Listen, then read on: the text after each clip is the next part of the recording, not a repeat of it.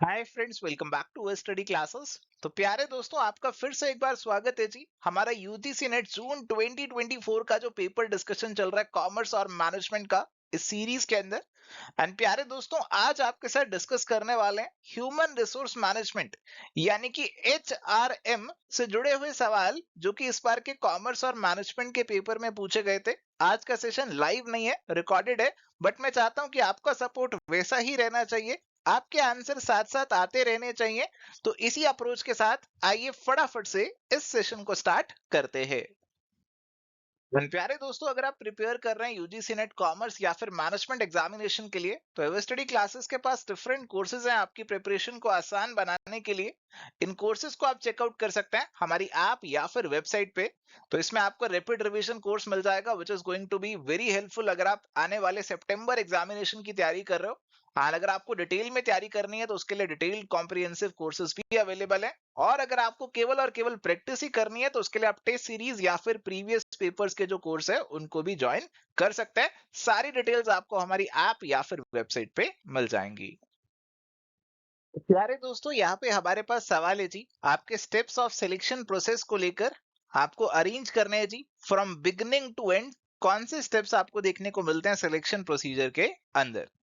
तो selection test, screening of application, physical examination, interview, approval by appropriate authority and placement, ये steps आपको यहाँ पे देखने को मिल रहे हैं। तो प्यारे दोस्तों, बहुत ही आसानी से आप इनको करेक्ट ऑर्डर में अरेंज कर सकते हैं। सबसे पहले आना चाहिए आपका स्क्रीनिंग ऑफ एप्लीकेशन, इसके बाद आप लेंगे सिलेक्शन टेस्ट, उसके बाद होगा आपका इंटरव्यू, और फिर आप फिजिकल एग्जामिनेशन करके जो पर्सन आपके जो आपने चूज किए, सेलेक्ट किए, उनकी यहाँ पे अप्रूवल हो जाएगी और आप उनको प्लेस कर देंगे अपनी ऑर्गेनाइजेशन में, उनकी प्लेसमेंट हो जाएगी। तो ऑर्डर हमारा जो यहाँ पे बन रहा है डेट इज BADCE, यानी कि ऑप्शन नंबर 2 जो है वो आपका करेक्ट आंसर यहाँ पे आसानी से बन जाएगा। चलिए, तो प्यारे दोस्तों, अब यहाँ पे हमारे पास सवाल है which of the following is are the key components of a third generation balanced score card. अब ये वाला जो सवाल है ये बैलेंस स्कोर कार्ड का एक हाई लेवल का सवाल है। नॉर्मली हम यही पढ़ते हैं कि बैलेंस स्कोर कार्ड किसने दिया, क्या इसके कंपोनेंट्स है, बट यहाँ पे बात हो रही है थर्ड जनरेशन की बैलेंस स्कोर कार्ड की और उसके कंपोनेंट्स की।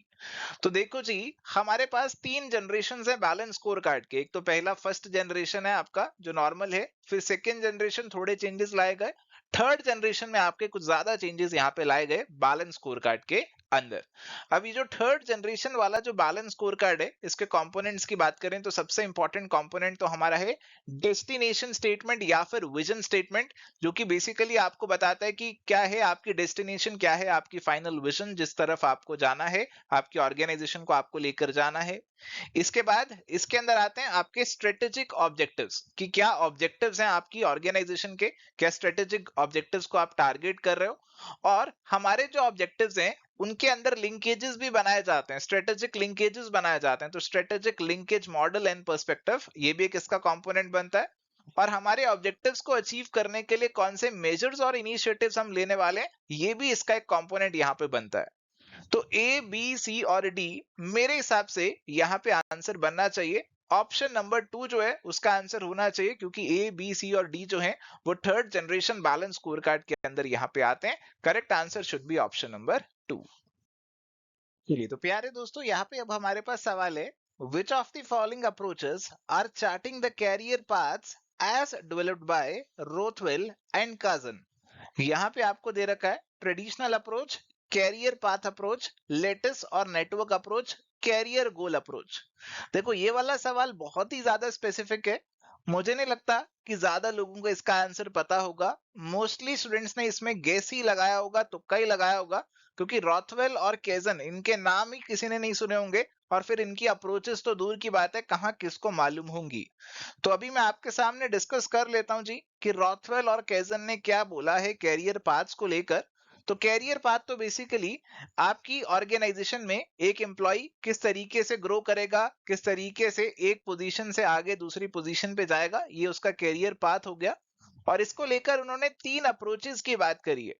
सबसे पहले हमारे पास आती है जी ट्रेडिशनल अप्रोच। ये पुरानी सबसे traditional most most common approach है। इसके अंदर सिंपली हम अपना जो चेन ऑफ कमांड है वो देखते हैं। हम कहते हैं कि नीचे है, नीचे से ऊपर, ऊपर ऊपर चलता जाएगा। तो एक सिंपल चेन ऑफ कमांड को देखकर एक एम्प्लॉय का कैरियर पाथ डिसाइड कर लिया जाता है। सेकंड वे हमारे पास है कैरियर पाथ अप्रोच। अब कैरियर पाथ अप्रोच के अंदर यहाँ पे हम देखते हैं कि कौन सी जॉब्स में सिमिलैरिटीज हैं। ये जॉब दोनों एक दूसरे से सिमिलर हैं, इनमें कुछ सिमिलैरिटीज हमें देखने को मिल रही है।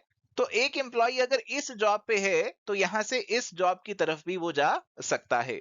तो जब भी आपकी जॉब्स में कोई सिमिलैरिटीज हैं तो वहां पे आपका एम्प्लॉय जो है उस कैरियर पाथ को चूज कर सकता है। ऐसा कहती है कैरियर पाथ अप्रोच। इसके बाद एक और अप्रोच है which is the latest approach, network approach, जिसे यहाँ पे बोला गया। अब लेटेस्ट बेसिकली कुछ इस तरीके से होता है। तो यहाँ पे तो आप देख सकते हैं बहुत ही खिचड़ी सी है, बहुत ही ज्यादा इंटरकनेक्शंस हैं। तो कुछ ऐसा मैट्रिक्स, कुछ ऐसा नेटवर्क डिवाइड किया जाता है और देखा जाता है कि एम्प्लॉय एक पोजीशन से कौन सी पोजीशन पे मूव कर सकता है। यहाँ से यहाँ जा सकता है, यहाँ जा सकता है, यहाँ जा सकता है, यहाँ जा सकता है, यहाँ जा सकता है। तो इस तरीके से एक नेटवर्क सा बनाने की कोशिश की जाती है। इसे लेटेस्ट अप्रोच का नाम दिया जाता है। तो करेक्ट आंसर अगर आप अभी मार्क करना चाहेंगे तो मेरे हिसाब से इसमें आना चाहिए ए वाला, बी वाला और सी वाला। ऑप्शन नंबर 1 आपका करेक्ट आंसर यहाँ पे बन जाएगा। चलिए तो प्यारे दोस्तों बढ़ते हैं जी हमारे अगले सवाल की तरफ। और ये सवाल है, who has stated this performance appraisal too often degenerates into a dishonest annual rituals। आपको ऑप्शंस यहाँ पे दे रखे हैं। तो एक फैक्चुअल सवाल है, आपसे पूछा जा रहा है सिंपली कि ये स्टेटमेंट किसने दी है, ऐसा किसने कहा है कि जो परफॉर्मेंस अप्रेजल हम करते हैं वो एक डिसऑनेस्ट एनुअल रिचुअल की तरह बन जाता है कि परफॉर्मेंस अप्रेजल हर साल हमें करना है, हर साल हम करते हैं और डिसऑनेस्ट तरीके से करना शुरू कर देते हैं। ऐसी स्टेटमेंट आपको जो दी है वो आर्मस्ट्रांग और मुरलिस ने दी है। एक फैक्ट है, अगर आपको पता था तो आपने सही आंसर कर लिया होगा। करेक्ट आंसर यहाँ पे आपका ऑप्शन नंबर 2 का बन जाएगा। प्यारे दोस्तों आगे बढ़ने से पहले एक छोटी सी रिक्वेस्ट आपसे ये है कि इस वीडियो को आपने अभी तक लाइक नहीं किया है तो फटाफट से लाइक कर दीजिए। ये जून 2024 का जो एग्जामिनेशन हमारा था ये कैंसिल हो गया था और इसकी कोई ऑफिशियल आंसर की हमारे पास नहीं है। ऑफिशियल आंसर की आने के बाद डिस्कशन करना थोड़ा सा इजी हो जाता है, बट बिना आंसर की के आपके साथ डिस्कशन करना, आपको सही आंसर देना पूरी रिसर्च के बाद हमारे लिए बहुत चैलेंजिंग था। और अगर आपको हमारा ये एफर्ट अच्छा लग रहा है, पसंद आ रहा है, तो प्लीज इस वीडियो को लाइक जरूर कर देना। चलिए तो प्यारे दोस्तों यहाँ पे सवाल है, बहुत ही सीधा, बहुत ही डायरेक्ट सवाल। Who has proposed the balance scorecard as a tool for financial excellence in the organization? तो बैलेंस स्कोर कार्ड किसने प्रपोज किया, सिंपली आपसे ये पूछा जा रहा है। और बैलेंस स्कोर कार्ड प्यारे दोस्तों हमारी जो देन है वो कैप्लान और मोर्टन, रॉबर्ट कैप्लान और डेविड नॉर्टन, इन्होंने 1990s में ये टूल डेवलप किया था जिससे हम अपनी फाइनेंशियल के साथ साथ कुछ और एस्पेक्ट्स को कंसीडर करते हैं अपनी ऑर्गेनाइजेशन की जो परफॉर्मेंस है उसको ट्रैक करने के लिए। करेक्ट आंसर यहाँ पे आपका ऑप्शन नंबर 1 बनेगा। बहुत ही सीधा, बहुत ही डायरेक्ट सवाल है, मुझे नहीं लगता इसमें किसी को कोई ज्यादा दिक्कत आई होगी। चलिए तो प्यारे दोस्तों अब यहाँ पे हमारे पास सवाल है, the procedure through which one determines the duties of a company's positions and characteristics of people to hire for company is called. Options आपको दे रखी हैं, job specification, job evaluation, job analysis और जॉब डिस्क्रिप्शन। तो प्यारे दोस्तों ये term के मीनिंग आपको अगर क्लियर हैं तो आप इस सवाल को आसानी से आंसर कर सकते हैं। तो सबसे ब्रॉडर टर्म अगर मैं बात करूं, आपकी जो टर्म्स हैं जॉब एनालिसिस, डिस्क्रिप्शन और स्पेसिफिकेशन एक दूसरे से जुड़ी हुई हैं। सबसे ब्रॉडर टर्म आपकी रहती है जॉब एनालिसिस, और जॉब एनालिसिस के बेसिस पे आप तैयार करते हैं जॉब डिस्क्रिप्शन और जॉब स्पेसिफिकेशन। तो जॉब एनालिसिस जो है उसके अंदर आप एनालिसिस करते हैं जॉब की कि इस जॉब के अंदर क्या क्या चीजें होने वाली हैं, क्या क्या काम करने वाले हैं और क्या कैसे लोग चाहिए उन कामों को करने के लिए। और इवेंचुअली तैयार होती है जॉब डिस्क्रिप्शन और जॉब स्पेसिफिकेशन। जॉब डिस्क्रिप्शन आपकी जॉब को डिस्क्राइब करती है कि इस जॉब में क्या होने वाला है, क्या ड्यूटीज वगैरह रहने वाली हैं, क्या काम होने वाले हैं। और जॉब स्पेसिफिकेशन बात करता है काम करने वाले बंदे की कि इस जॉब को करने के लिए कैसा बंदा चाहिए, कैसी उसकी स्पेसिफिकेशन हमारी होनी चाहिए। जो आपको स्टेटमेंट दे रखी है इसमें आपकी पोजीशन की बात भी हो रही है और लोगों की बात भी हो रही है कि कैसे लोग चाहिए। तो हम ये दोनों चीजें कर रहे हैं, तो ब्रॉडली अभी हम जॉब एनालिसिस वाले पार्ट पे बैठे हुए हैं। जॉब एनालिसिस के अंदर ये दोनों चीजें आ जाएंगी। करेक्ट आंसर ऑप्शन नंबर 3 का प्यारे दोस्तों यहाँ पे बनेगा। इसके अलावा जॉब इवेल्युएशन एक टर्म आपको दे रखी है। जॉब इवेल्युएशन में तो आप जॉब्स की रिलेटिव वर्थ को डिटरमाइन करते हैं, तो ये तो आप आसानी से एलिमिनेट कर ही पाए होंगे। कंफ्यूजन शायद हो सकता है 1, 3 और 4 में, और मेरे हिसाब से जो बेस्ट आंसर है that is going to be option number 3।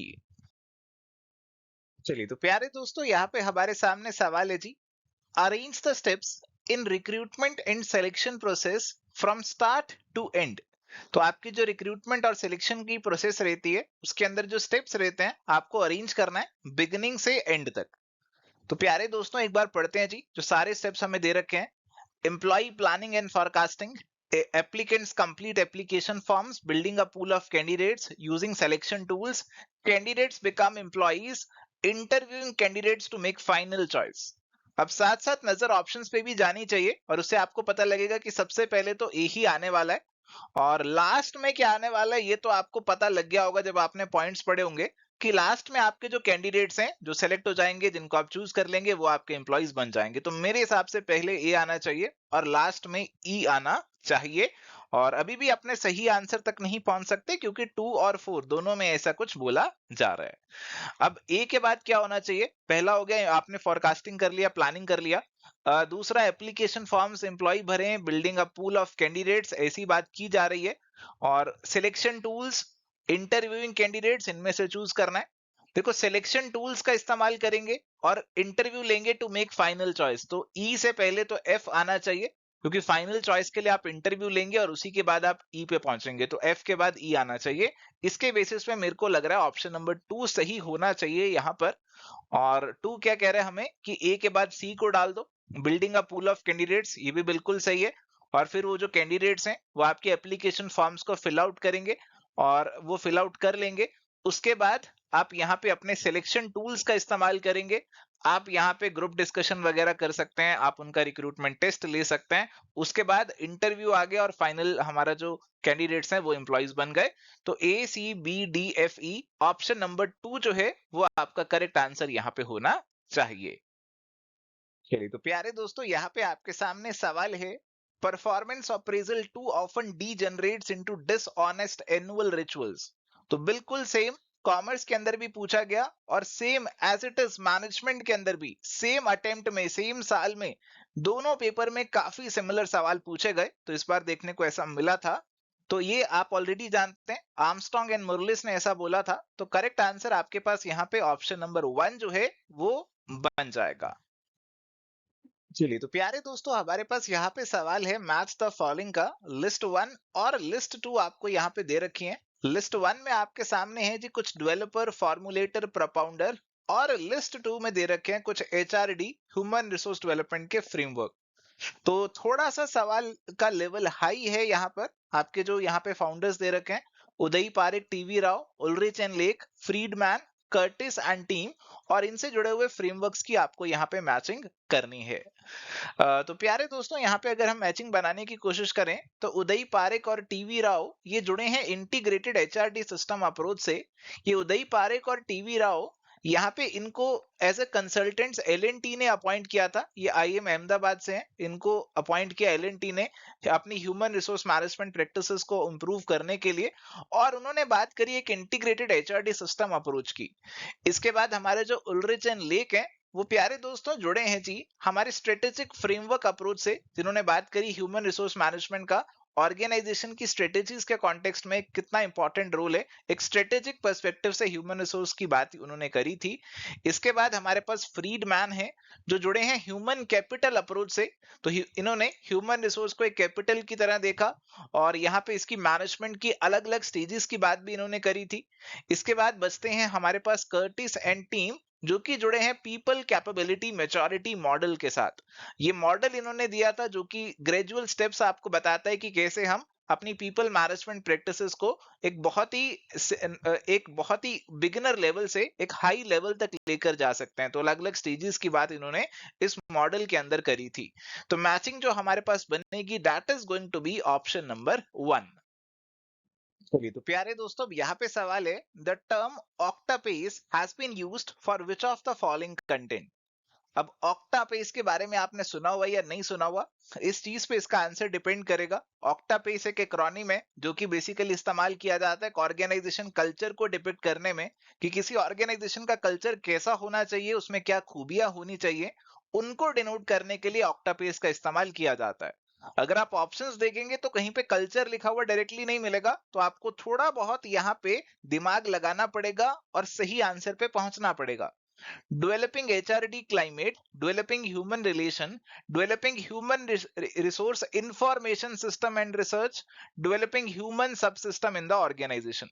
अब देखो ऑर्गेनाइजेशन कल्चर से कौन सा आपका जो ऑप्शन है वो ज्यादा क्लोजली लिंक्ड है। मेरे हिसाब से तो ऑप्शन नंबर 1 सबसे ज्यादा क्लोजली लिंक्ड है, एचआरडी क्लाइमेट। तो आप इसे आसानी से लिंक कर सकते हैं कि ऑर्गेनाइजेशन का कल्चर, क्लाइमेट, ये सब मिलती जुलती टर्म्स हैं, काफी ज्यादा इंटरलिंक्ड टर्म्स हैं। तो इसीलिए मेरे हिसाब से आंसर होना चाहिए ऑप्शन नंबर 1 का। ऑक्टापेस की फुल फॉर्म आपको जरूर मालूम होनी चाहिए। ओ ओपननेस को डिनोट करता है, सी कन्फ्रंटेशन, टी ट्रस्ट को, ए ऑथेंटिसिटी, पी प्रोएक्टिविटी, ए ऑटोनॉमी, सी कोलैबोरेशन और ई एक्सपेरिमेंटेशन। तो आपका ऑर्गेनाइजेशन कल्चर जो है वो इस तरीके से होना चाहिए, ये मॉडल आपको यहाँ पे बताता है। फिलहाल करेक्ट आंसर होना चाहिए हमारे हिसाब से ऑप्शन नंबर 1। चलिए तो प्यारे दोस्तों, यहाँ पे सवाल है जी, मैच द फॉलोइंग का लिस्ट 1 और लिस्ट 2 यहाँ पे दे रखी है जी। और लिस्ट 1 में हमारे पास हैं कुछ नेगोशिएशन रिजल्ट्स और लिस्ट 2 में दे रखे हैं उनके मीनिंग। तो आपकी जो नेगोशिएशन चलती हैं उसके जो 4 तरीके के रिजल्ट हो सकते हैं, win lose, lose win, lose lose और विन विन। तो दो पार्टीज यहाँ पे इन्वॉल्व होंगी, हो सकता है दोनों जीते दोनों हारे, एक जीते एक हारे, उस तरीके से आपके अलग अलग रिजल्ट्स निकल कर आएंगे। एंड यहाँ पे हमें जो अलग अलग मीनिंग्स दे रखे हैं लिस्ट 2 में वो दे रखे हैं जी। और जैसे पहला मीनिंग दे रखा है, both parties gate what they want, the parties believe in mutual gain. दोनों पार्टीज गेन कर रही हैं, दोनों जीत रही हैं, सीधा सीधा मैचिंग बन जाएगी डी से, विन विन से। बोथ पार्टीज लूज और do not get what they want and reflect an attitude to take it और लीव इट। तो दोनों पार्टीज यहाँ पे लूज कर रही हैं, यानी कि लूज लूज से आसानी से मैचिंग बन जाएगी। और आई थिंक इसी से हमारा आंसर पे तो हम पहुंच ही जाएंगे। आंसर आपका प्यारे दोस्तों इसी से बन जाएगा ऑप्शन नंबर 1 पे। अगर आप नजर डालेंगे जी, C2 और D1, ये आपका आंसर जो है अभी भी बन रहा है। फिलहाल बाकी वाले जो पॉइंट्स हैं उनको भी मैच कर ही लेते हैं। विन लूज की बात करें और लूज विन की बात करें, तो विन लूज आपका मैच कर रहा है 3 से। Negotiating parties think that winning is everything और winning is the only thing. तो सारी जो दोनों पार्टीज होती हैं उनका फोकस होता है केवल और केवल जीतने पे, ये आपका विन लूज से मैच हो जाएगा। और अगर लूज विन की बात करें जो बचा हुआ है, तो कहा गया कि एक पार्टी जो है वो ज्यादा से ज्यादा अचीव कर लेती है और दूसरा जो है दूसरी पार्टी यहाँ पे हार जाती है। लूज विन और विन लूज दोनों थोड़ी सी कंफ्यूजिंग हो सकती हैं क्योंकि काफी सिमिलर हैं ये दोनों टर्म्स, बट आपके आंसर पे इनका कोई इफेक्ट नहीं आ रहा। लूज लूज और विन विन, इन्हीं से आपका आंसर यहाँ पे ऑप्शन नंबर 1 का बन जाता है। चलिए तो प्यारे दोस्तों, यहाँ पे सवाल है मैच द फॉलोइंग का। लिस्ट 1 और लिस्ट 2 दे रखी है। लिस्ट 1 में आपके कुछ प्रोपाउंडर्स हैं, थिंकर्स के नाम है, और लिस्ट 2 में है थ्योरीज, और आपको मैच करना है कौन सी थ्योरी आपको किसने दी है। और ये अगर आप मैचिंग करने लगेंगे तो मुझे नहीं लगता कि सारे इनिशियली एक भी किसी भी स्टूडेंट को पता होंगे। आप एक दो सही से मैच कर लेंगे, उसी से आंसर पे पहुंच जाएंगे। जैसे अगर मैं थिंकर्स के नाम पढ़ूं, Michael Porter, Joel Dean, Johnson and Scholes, David Morton. और थ्योरीज हैं cycle of competitive degeneration, value chain analysis, balance score card और पेस्ट एनालिसिस। अब देखो सबसे पहली मैचिंग जो मैं कर पाता आसानी से वो है माइकल पोर्टर को वैल्यू चेन एनालिसिस से मैच कर देता। ये तो बहुत सिंपल है, सभी ने पढ़ी होगी। और इसके अलावा मैं बैलेंस स्कोर कार्ड को मैच कर देता डेविड मॉर्टन से। कैप्लन और मॉर्टन इससे जुड़े हैं, ये आपको मालूम ही होगा। तो A2 और D3 की मैचिंग में अगर बना लेता हूं, उसी से मेरा आंसर ऑप्शन नंबर 2 का बन जाता है। इसके अलावा मेरे पास जो बचता है वो बचता है जी साइकिल ऑफ कॉम्पिटिटिव डीजनरेशन। ये बेसिकली आपका मार्केटिंग से जुड़ा हुआ एक साइकिल है जो कहता है कि एक प्रोडक्ट जब नया आता है तो काफी डिस्टिंक्टिव होता है, बट धीरे धीरे उसकी डिस्टिंक्टिवनेस खत्म हो जाती है, नए कॉम्पिटिटिव प्रोडक्ट्स भी मार्केट में एंटर हो जाते हैं। जॉयल डीन का नाम इससे जुड़ा हुआ है। और पेस्ट एनालिसिस जो है, पेस्ट एनालिसिस तो आप सभी को मालूम ही होगी, ये आपकी जो जुड़ी हुई है, ये जुड़ी हुई है जॉनसन एंड स्कूल से। और इससे करेक्ट आंसर आपका ऑप्शन नंबर 2 का बन जाएगा। चलिए तो प्यारे दोस्तों, अब हमारे पास अगला सवाल है, who was elected as the first general secretary of Indian National Trade Union Congress, INTUC। तो हमारे देश में बहुत सारी ट्रेड यूनियंस काम कर रही हैं, अलग अलग समय पे बनाया गया, काफी सारी ट्रेड यूनियंस हमारी जो आजादी की लड़ाई चली थी उसी से निकलकर बनी थी। Indian National Trade Union Congress उनमें से एक है, जिसे 1947 में सेटअप किया गया था। अब ये सवाल बहुत ही ज्यादा डीप और बहुत ही ज्यादा फैक्चुअल है, क्योंकि यहाँ पे प्रेसिडेंट भी नहीं पूछ रहे, यहाँ पे पूछ रहे हैं जनरल सेक्रेटरी। यूजुअली लोग क्या याद करेंगे कि कब बनी थी और इसके कौन से पहले प्रेसिडेंट थे, बट यहाँ पे जनरल सेक्रेटरी के बारे में पूछा जा रहा है, जो कि काफी डीप है। फिलहाल इसका जो आंसर हमने सर्च किया, बहुत ज्यादा रिसर्च करना पड़ा इस क्वेश्चन के ऊपर, क्योंकि इजीली इसका आंसर आपको सीधा सीधा कहीं पे नहीं मिलेगा।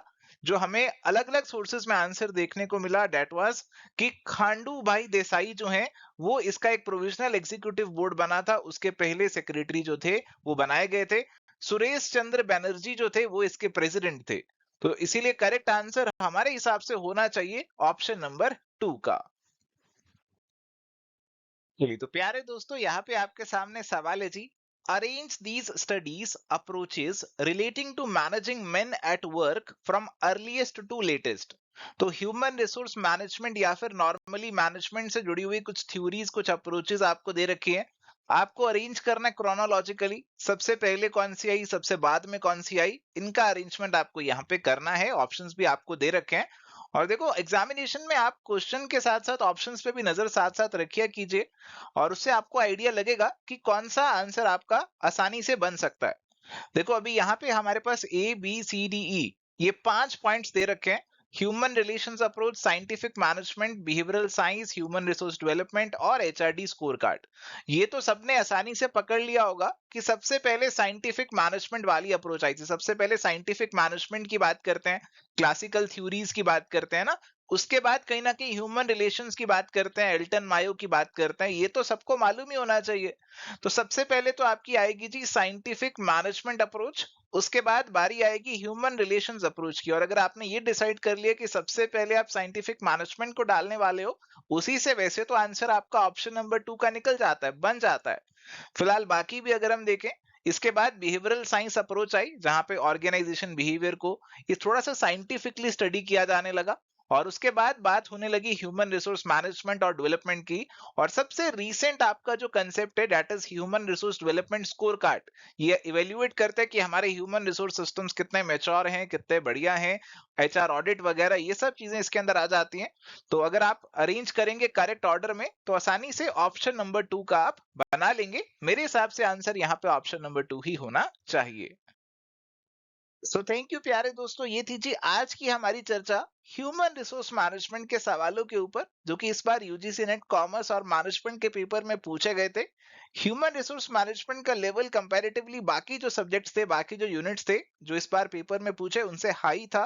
काफी आपको हाई लेवल के सवाल देखने को मिले कॉमर्स में भी और मैनेजमेंट में भी। तो ह्यूमन रिसोर्स मैनेजमेंट को बिल्कुल भी लाइटली मत लीजिएगा। अगले अटेम्प्ट के लिए प्रिपरेशन अच्छा खासा अच्छे खासे लेवल का करके जाइएगा। आज के लिए इस सेशन में इतना ही। इस वीडियो को लाइक जरूर करना अगर आपको इस सेशन से कुछ सीखने को मिला है। इस सेशन को मैं यहाँ पे कंक्लूड करता हूँ। मिलूंगा नेक्स्ट सेशन में। Till then goodbye, take care, all the best.